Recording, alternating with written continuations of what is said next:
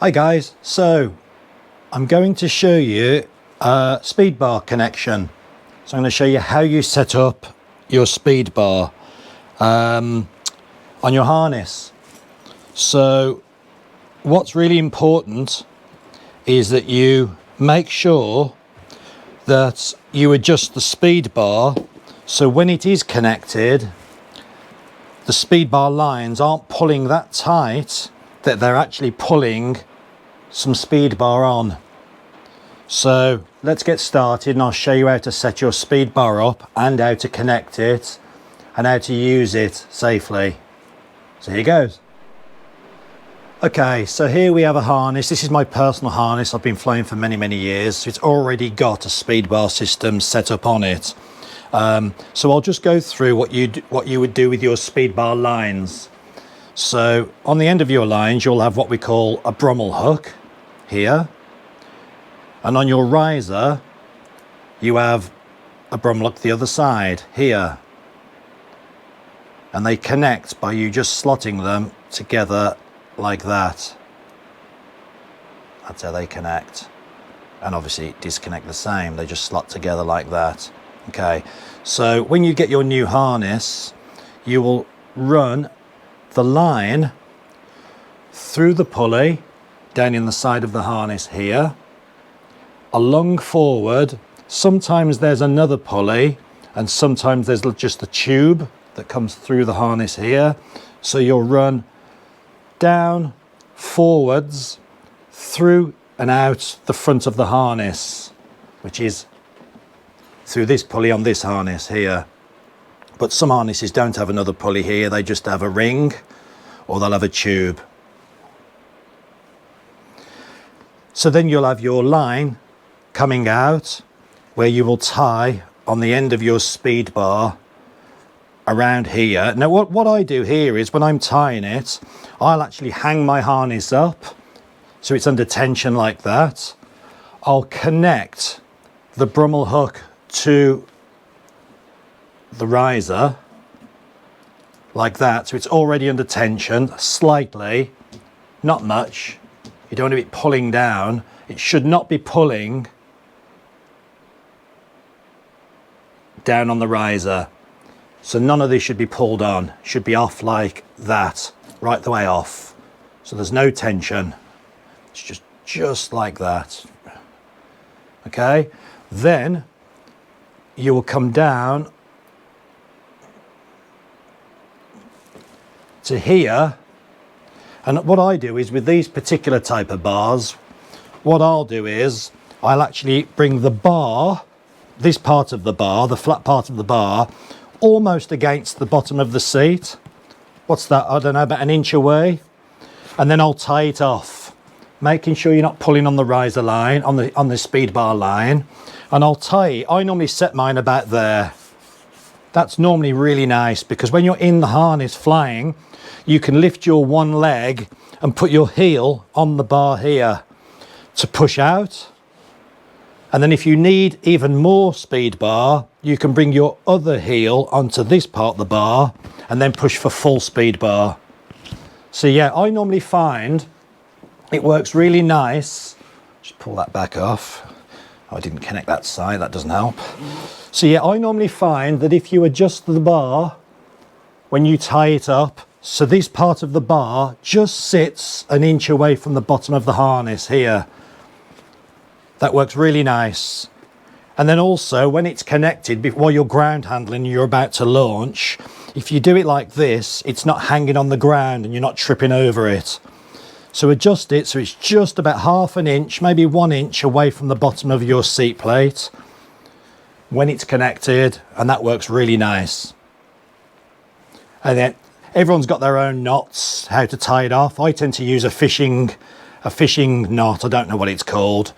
In fact, what I'll do is I'll go and get a bar and some line and I'll show you the way I tie it off, but there's probably a much better method, a much quicker knot than my knot, but I've been using it for years. It's the only one I know that works really. I'm sure there are much better ones. So the way I tie the knot, if you imagine this is coming off the bottom of the harness now and the line is sticking out the bottom of of your pulley there, or your tube, however your harness is. So the way I do it is I'll just come through the speed bar and come back on yourself, and then I'll look up at the Brummel hooks, make sure they're definitely not pulling, they're not under any tension. And then if I get a rough idea of where I want it, I'll put a simple quick knot in just to hold it in its position, like that. Just a quick, simple, everyday knot. And then what I'll do is I roll the line around like this about 4 or 5 times. Just roll it like that, look. Roll it around the line. I think someone said this is the way people tie their fishing hooks. And then with the end of the line, I'll just go through, through, and through like that. And then as you pull it, it tightens up quite nicely like that. What's good about this knot is the more you push on the speed bar, the tighter the knot becomes. So I find that works quite well. I've been using that for years and years. That's not as neat as I would personally normally do it, but you get the idea.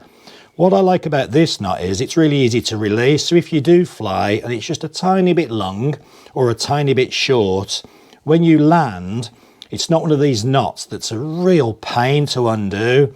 You can literally just roll. It just falls apart. It's great. It works really well. So you just roll your finger and it releases like that, look. So you can easily shorten the bar.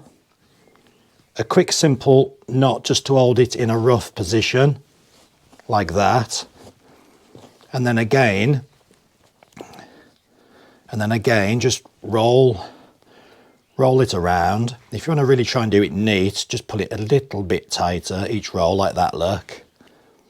3. I think a minimum of 4 is what you want really. Like that, and then just come back through each loop. Like that. And then just pull. And you can watch it tighten, look. And the more you pull, the tighter it becomes. Like that. So the more you push on the bar, it tightens the knot. And again, if you need to release it, you just roll it with your finger, look. It just falls apart. Just like that. Just all comes back loose. So yeah, that's the way I tie my bar off. I've been doing that for years. I don't know who showed me that, but yeah, I just like it because it's quite simple. It's quite neat.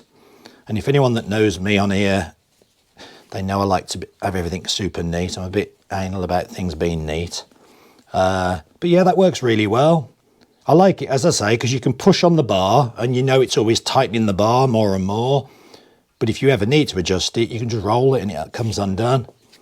So yeah, try that. Okay, so what's important to understand with the use of speed bar is when you're using bar, don't ever use it low to the ground. And I'll show you for the reasons why. When you're using speed bar, so when you're pushing out on the bar, what's happening is as you're pushing, you're pulling down on your risers like so. So you're pulling on your A risers and a little bit on your B risers. And what you're actually telling the wing to do is dive forward slightly. So if you look at this little paraglider toy wing here, this is the leading edge. So if you imagine your angle of attack is overemphasized, something like that. And when you want to put speed bar on, as you push the speed bar, you're making the angle of attack come forward like this. This is I'm really overemphasizing this just for the camera, but you're making the wing dive forward like this. So you're pushing through the air quicker. Now that's all fine in smooth air, but if the air's a little bit lumpy, bumpy, turbulent, you could possibly induce a symmetrical tuck, a frontal tuck. So you must be aware of whether to use bar if it's rough air or if it's smooth air. Just concentrate on, yeah, I want to push forward. Perhaps I'm high up, but I'm going backwards a little bit. I'm behind the hill, or I want to push forward into wind to make a landing field or whatever. For whatever reason you want to put bar on, make sure before you put bar on that you know the air is smooth enough to use speed bar. Because as you put bar on in rough air and you make the wing come forward like this because you're diving forward through the air, if you hit any turbulence and lumps and bumps, perhaps you could have a frontal tuck. So it's always risk reward. Is it worth using bar today? Is it a little bit lumpy and bumpy, and could I possibly cause myself a frontal? I don't want to make it sound scary and put you guys off for using bar, because it's not a problem at all used in the right way on the right days. And remember, when you're putting bar on, smoothly and gently on and smoothly and gently off. Do not do any of this lamping on, pushing it on hard and releasing fast. Everything's smooth. I tell my students, fly the glider and use bar. Just do everything with your paragliding like you're milking a mouse. Just take it easy. Nothing has to be heavy-handed. So let's go back to the risers now. So when you're pushing bar on, you can see the risers changing. Look, you can see their shape change. So what you're doing is, as you're pushing your foot on the speed bar, you're pulling the A risers on and a little bit of B riser, and you're making that dive of the wing. You're bringing the leading edge of the wing forward. So it's smooth on, smooth off. So what we'll do, as usual, is, I don't think you can hear it on the tin roof, but it's absolutely hammering with rain. So obviously no flying. So what we'll do is, as soon as we get the weather again and it looks good, I'll get up in the sky and I'll show you the use of speed bar, and we'll finish off the video as usual like that. So just remember, speed bar, don't be scared of it, but if the air is lumpy and bumpy, do you really need to use the bar? Think about it. Just be careful, because if you put the bar on in rough conditions, you possibly could have a frontal collapse because you're making the wing dive forward. So from your slightly positive angle of attack, you're pushing it into a bit of a negative angle of attack. So you could possibly, in rough air, have a frontal. So just think about, do I need to put bar on, or is it safer just to land back here and walk back to the front of the hill? And never use bar low down to the ground. Don't do that, because if you did have a deflation, you've not got a lot of altitude to put it right. So don't use your speed bar low to the ground. So hopefully I'll get on the hill in the next couple of days. It's looking a bit windy, so I don't think I'll be teaching. So I might be able to get out on one of my smaller wings just to show you speed bar. Fingers crossed. Okay, so we're on the hill. I've opened the glider up in the cobra position. Harness is on, and I'll show you the way that I connect now. So first of all, we'll connect the riser, which, if you don't know this bit, if you go to episode 1, I think, or maybe episode 2, you'll catch that bit. But I'm not going to go over this bit. This video is just about the speed bar setup. So I'm connected, and now I've got to connect the speed bar. So you come to the pulley where it can't go through because the Brummel hook stops it going through, and you bring it out, and it comes on the outside of the riser and connects like that. And then the left side, if you come around here, Sean, here it is again, look, on the pulley, comes forwards and on the outside of the riser like that. So now we have the speed bar connected. So now if I get the glider into position and get it under tension, you'll see that this, although it's hanging down slightly, when it's under tension now, you'll see that it'll tighten up nicely. So it'll be easy for me to find, and I won't trip over it in flight. But now if you watch as the glider comes under tension, look. Okay, Rich, thanks. It's blowing a gale this is today, so we're going to need speed bar.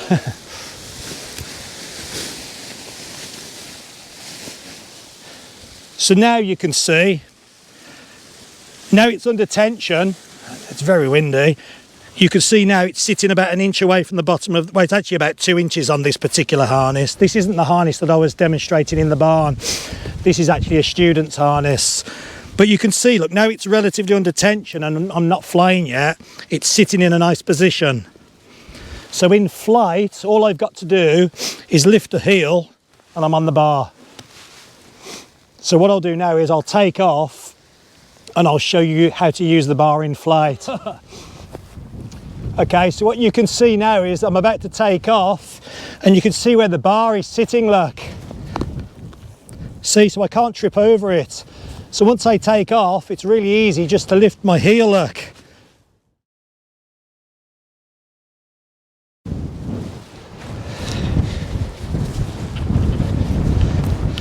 Okay, so I'm very low to the ground, so I'll get a little bit higher and then I'll show you the bar.